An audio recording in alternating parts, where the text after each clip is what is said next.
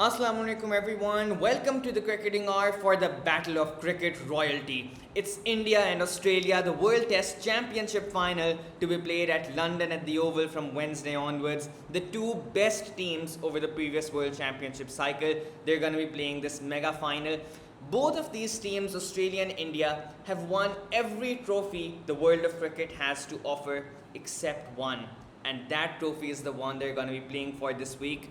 So let's start with the conditions and overview of the stadium. It's going to be played at the Oval, which historically is one of the flattest grounds of English cricket, so you could expect a lot of runs being scored. But I'm sure all of you must have seen the various pictures that have been coming out of the ground. The pitch they're going to be playing on, it has a lot of grass, it's a very green pitch, so you could expect a lot of seam movement in particular, but over the sessions it's probably going to dry down. I think 300, 350 is probably going to be the par score on this surface. And as for the toss, I don't think it's going to play too much of a role. It's going to come down to the skills of the players, which is what we like to see as fans. But I do think bowling first perhaps will be the way to go to get an advantage of the early conditions and the early seam movement. So let's start with Australia, the table toppers of the league phase of the World Championship. And the big news for them is David Warner is coming back into the side. He wasn't able to play the whole of the Border Gavaskar series earlier this year against India as well. So let's see how that changes their batting lineup, because in the BGT, Australia used Travis Head and Usman Khwaja as their openers. So if Warner is coming back, I think probably Khwaja and Warner will open. Head will go back to his original middle order position. And this is a bit of a dilemma for Australia, because Head did really well as an opener, but he's also been doing really well in the middle order. So I think to maximize, everyone's best batting position, they're probably going to go with Warner and Khwaja as the openers.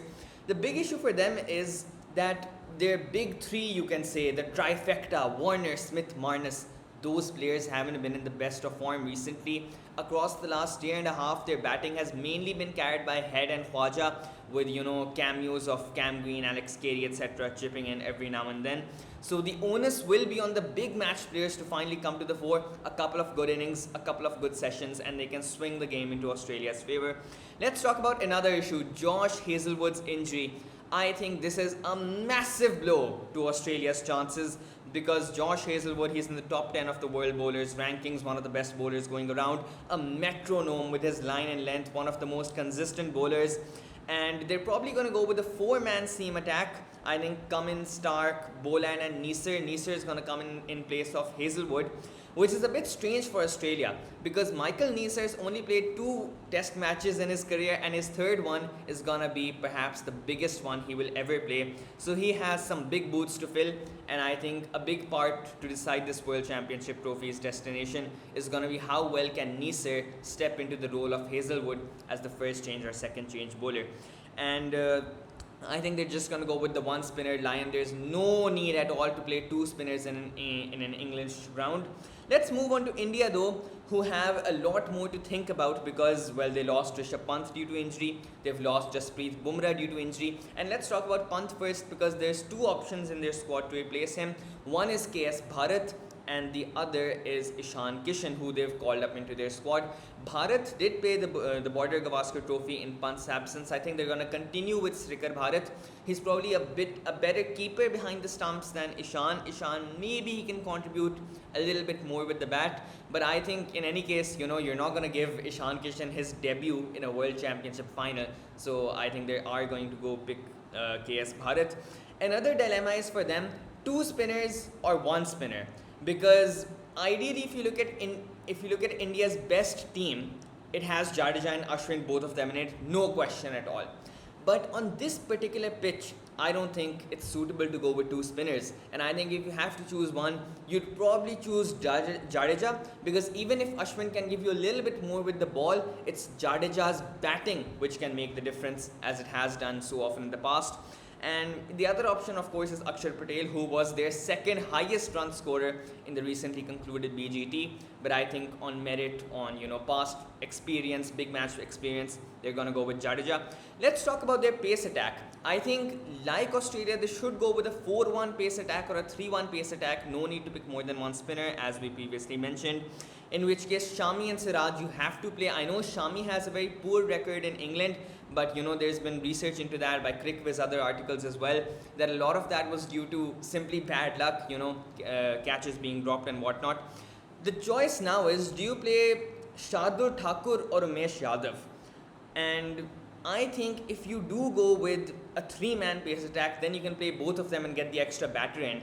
Because if you don't play Ashwin, you just play Jadeja, then you can pick three bowlers. You can go with Shami Siraj and either Thakur or Umesh. I think probably Umesh has a bit more experience overall. Thakur the better player in recent times, arguably. But I think both of them could get a go in this championship match.